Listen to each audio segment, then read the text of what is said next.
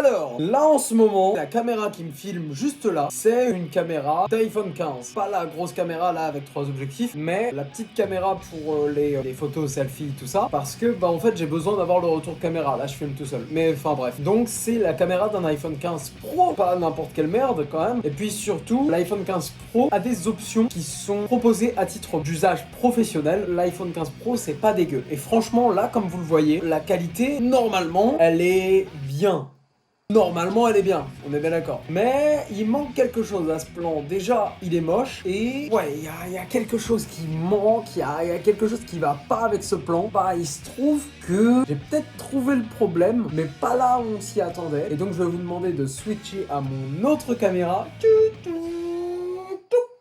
Attention, changement de ratio, ouais, ça fait mal aux yeux. Je ne filme pas avec un overlay ou quoi que ce soit, tout ça, c'est pas un effet, non, c'est pour de vrai. Je filme avec cette caméra qui est donc un caméscope des années 90, un Canon, je crois, ouais, un Canon qui filme en Hi8, ça veut dire du 8 mm, haute qualité, attention. J'utilise pas la cassette, en fait, je suis juste en train d'enregistrer l'écran de la truc, enfin, vous m'avez compris. Donc oui, c'est bizarre parce que je trouve que le rendu sur cette caméra, qui date des années 90, c'est-à-dire il y a 30 ans, est vachement plus cool que celui sur cette caméra. Pourquoi? Parce que cette caméra, elle est trop cool, elle a trop un truc. Et même si la qualité est pas aussi élevée, honnêtement, l'image est plus sympa ici. Je pense qu'on est tous d'accord pour dire ça. Alors que là, pourtant, l'image est de meilleure qualité, quoi. C'est un peu étrange et c'est vrai que ça relève cette question que je me suis souvent posée. C'est une question à laquelle on rit beaucoup, genre jamais de la vie c'est possible, la technologie de vieux, quand même pas. Mais est-ce que les caméras à cassette...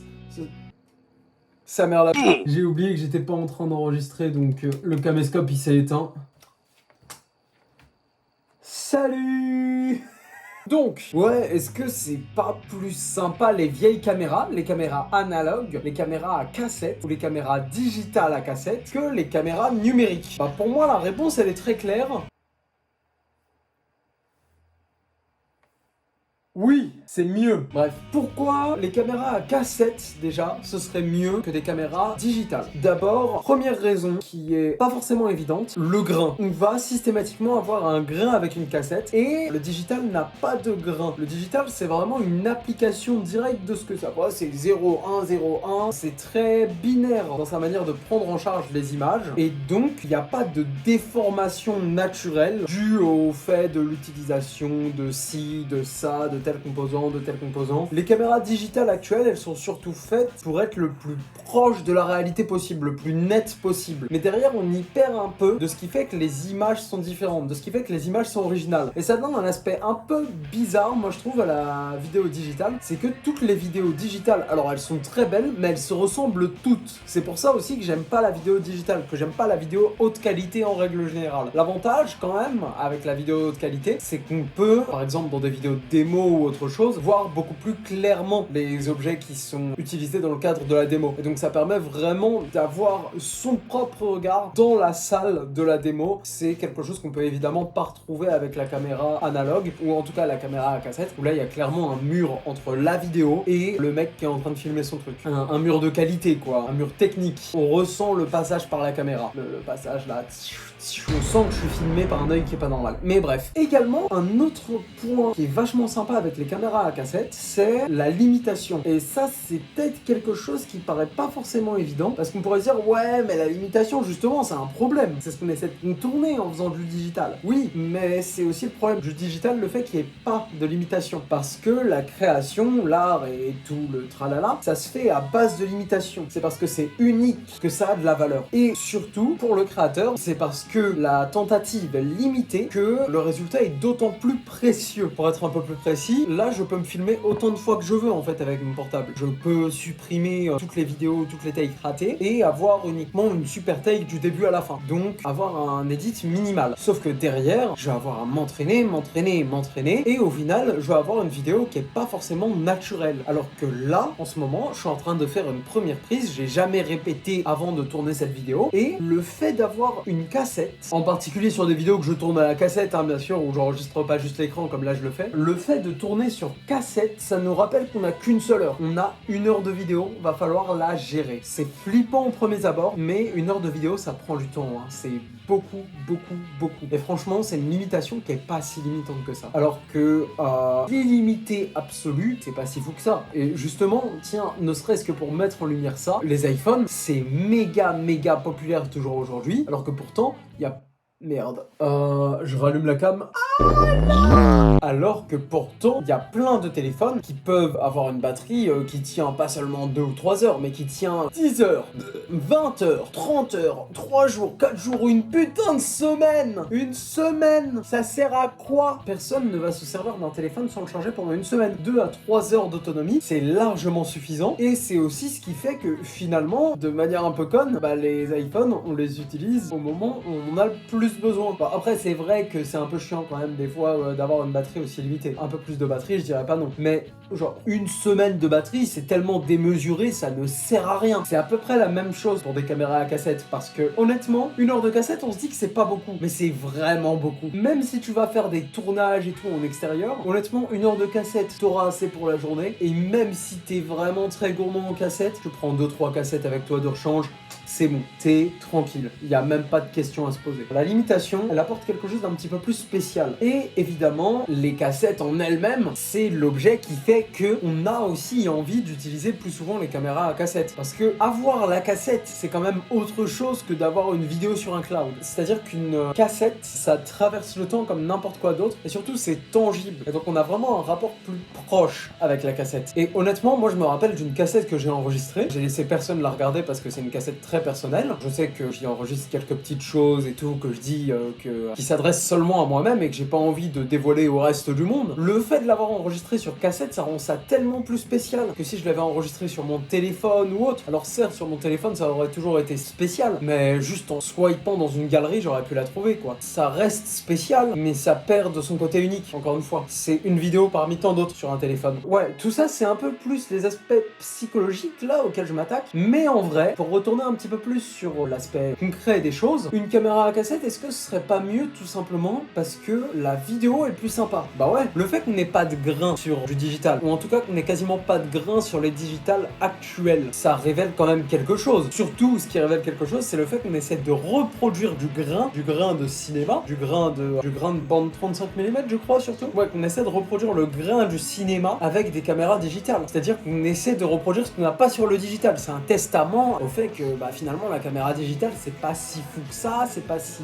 attrayant que ça. Et bah ouais, en fait, c'est le cas parce que la caméra à cassette, pareil, au-delà de toute cette interface, tous ces trucs marrants, ça a cette sorte de proximité avec nous. Et cette proximité, elle est surtout révélée par rapport au fait que notre vision, nous, elle est pas parfaite. Et c'est pareil pour nos souvenirs. Nos souvenirs, ils sont pas en 4K, 1080p, tout ça. Ils sont en 4 FPS, en 2-3 images un peu floues, paumées dans notre cerveau. Et ça crée quelque chose de plus connecté avec nos souvenirs, de plus connecté avec notre propre vision. C'est quelque chose de plus naturel, en fait, la caméra à cassette. Si la caméra digitale, c'est la plus claire, la plus précise, la plus nette, la caméra à cassette, c'est la plus authentique. Et pour rester sur toutes ces questions, qu'est-ce que je voulais dire par rapport au caméra? J'ai oublié. Merde. Ça tombe bien que j'ai un look de hipster un peu là avec le t-shirt et la casquette de gros snob parce que bah, ça va bien avec l'époque quoi, les 90-2000. Les cassettes, ça a eu une esthétique évidemment typiquement 90-2000. Et 90-2000 c'est un espèce d'âge d'or pour les médias en règle générale. Et je pense que beaucoup de gens seront d'accord avec moi. C'est la dernière période marquée par une hégémonie culturelle absolument totale de certaines grandes boîtes. Et c'est surtout représenté par des classiques, beaucoup de classiques. Autant dans le cinéma que dans la musique, que dans tous les autres trucs. Et en plus de ça, c'est l'émergence de la culture alternative. Les années 90, avec Nirvana et tout ce qui vient après, surtout les années 2000, avec les débuts d'Internet, et toute l'appropriation culturelle qui va venir avec Internet. Il y aura des whips de tous les continents à partir de ce moment-là. Tout ça pour dire que, ouais, la caméra à cassette, je pense quand même que c'est vachement mieux que le digital, pour une dernière raison. On se dit souvent, ouais, on peut avoir des super caméras digitales super facilement, puisqu'on a nos tels. Sauf que des tels, ça coûte cher. Minimum 500 €. Des bons tels, hein, je parle. En avoir un pour moins cher, mais acheter un tel pour moins cher, c'est aussi avoir une caméra de merde. Alors que on va pas avoir le même problème avec les caméras analogiques, parce que les caméras analogiques, ça ne sert qu'une seule fonction, filmer. Et vous savez quoi? Les caméras analogiques, ça coûte pas très cher, hein. Celle-ci, je l'ai eu pour même pas 80 balles, même pas. Avec cassette, avec batterie, avec le sac d'origine. Attendez, je le sors. Voilà.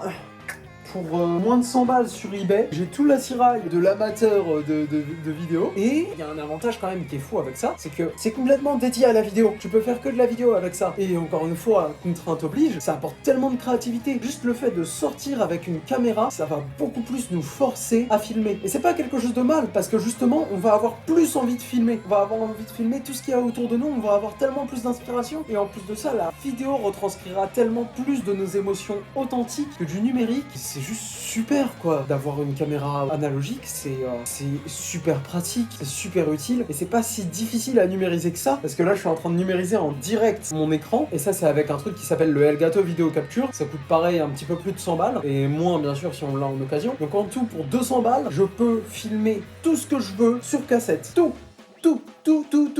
Et même des caméras pro d'époque, comme celle que j'utilisais pour les vidéos de projet Mimari, que vous pouvez voir un petit peu plus tôt sur la chaîne, pour les vidéos ciel vermeil, tout ça. C'était une caméra pro qui était sortie en 2004, qui s'appelle la Canon XL2, que j'utilisais à ce moment-là. La qualité est incroyable, j'adore cette caméra, elle m'a coûté moins de 400 balles, et le truc c'est un mastodonte. Malheureusement je l'ai pas ici parce que je peux pas l'envoyer en Angleterre, il y a des composants qui passent pas à la douane, mais truc de ouf. Bon, en tout cas je pense que ça se voit que je suis clairement partial par rapport à ce débat, hein. Je pense qu'il n'y aura pas de doute. Mais tout de même, il faut quand même reconnaître des qualités à la vidéo numérique. Et déjà, forcément, il y a une question de versatilité qui rentre en jeu. La caméra numérique, déjà, on a la précision. Donc en fait, tu peux tout voir. C'est super précis, c'est super bien. Surtout pour des images de marque, pour des images où on a envie d'avoir en fait les détails, pour des photos de vente par exemple. Des caméras un petit peu plus froides, avec moins de coloration. Parce que au-delà de l'éclairage, là, entre les deux vidéos, parce que évidemment, l'éclairage et l'angle jouent. Mais au-delà de l'éclairage, il y a une question de réception des couleurs qui est différente. Et le digital est vachement neutre, vachement froid. Et honnêtement, ma chambre est pas du tout aussi bleue qu'elle apparaît en vidéo. Elle est beaucoup plus orangée, beaucoup plus chaude en termes de couleurs. Mais bref, avoir cette couleur froide justement, ça va donner cette précision, ça va donner cette compréhension de ce qui se passe, quoi. Quelque chose qu'on ne peut pas trouver évidemment sur de l'analogique, ou en tout cas, on peut le trouver effectivement. Mais là, dans ce cas-là, va pas falloir un vidéo capture et va pas falloir une petite caméra de merde, parce que déjà les caméras digitales à cassette, elles ont des limitations physiques, et pareil pour les caméras 8 mm en règle générale. Donc si je dis pas trop de conneries, elles peuvent pas dépasser les 1000p, impossible, les 1000 pixels. Et ça forcément, ça pose un petit problème en termes de précision, la précision dont on parle juste là avec cette caméra digitale. Mais en tout cas, pour avoir une vidéo super précise à la caméra cassette, va falloir dépenser beaucoup. Et encore plus pour la numériser, parce qu'après faut la passer sur PC pour l'éditer, tout ça. Forcément, c'est chiant, hein.